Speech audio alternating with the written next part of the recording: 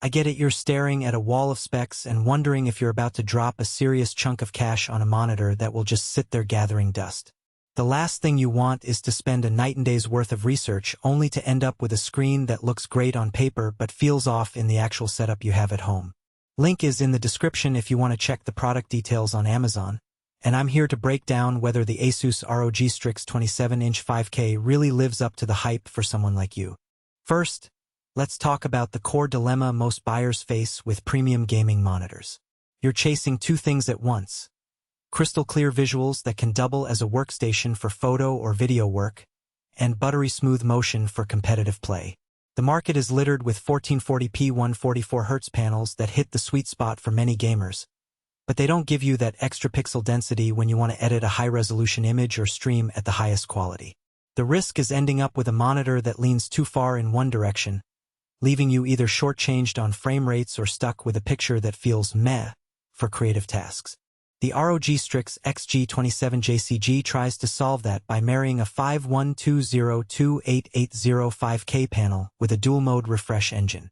In practice, you get a 27-inch canvas that crams 218 ppi into every inch of screen real estate.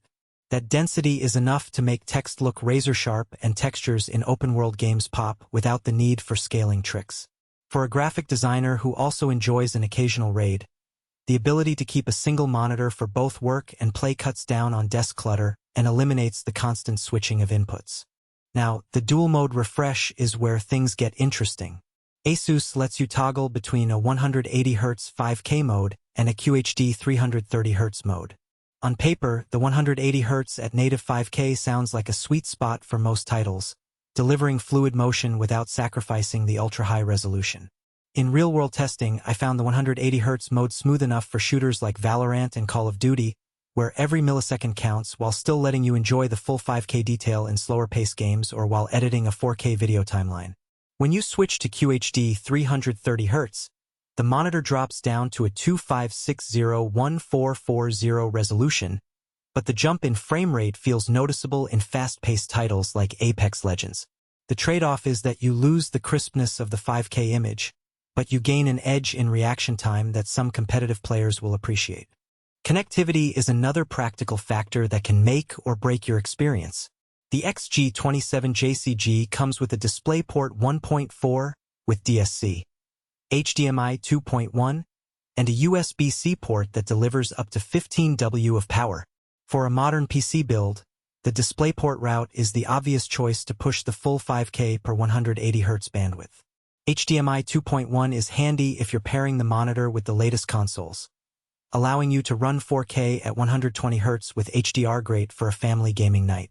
The USB-C isn't a powerhouse for charging a laptop, but it does let you send video, audio, and data over a single cable, which keeps the desk tidy if you have a compatible device. Speaking of HDR, the monitor supports VISA DisplayHDR 600 and covers 97% of the DCI-P3 color space. In practice, the HDR effect is noticeable when you fire up titles with rich color grading, like Red Dead Redemption 2 or Cyberpunk 2077. The shadows gain depth, and bright highlights don't blow out as quickly as they do on a standard sRGB panel. It's not a full-blown HDR 1000 experience, but the color accuracy and peak brightness are more than enough for both gaming immersion and color-critical work like photo retouching. One of the less talked about features is ASUS's ROG AI Suite, which adds dynamic shadow boost, dynamic crosshair, and AI visual adjustments. The shadow boost essentially lifts darker areas without washing out the entire image, giving you a slight edge in darkroom shooters. The crosshair overlay can be toggled on-screen for games that don't provide one, which is handy for training sessions. The AI visual mode analyzes the content and tweaks contrast and saturation on the fly. It's subtle but can make a game feel a tad more vibrant without you having to dig into the OSD menus.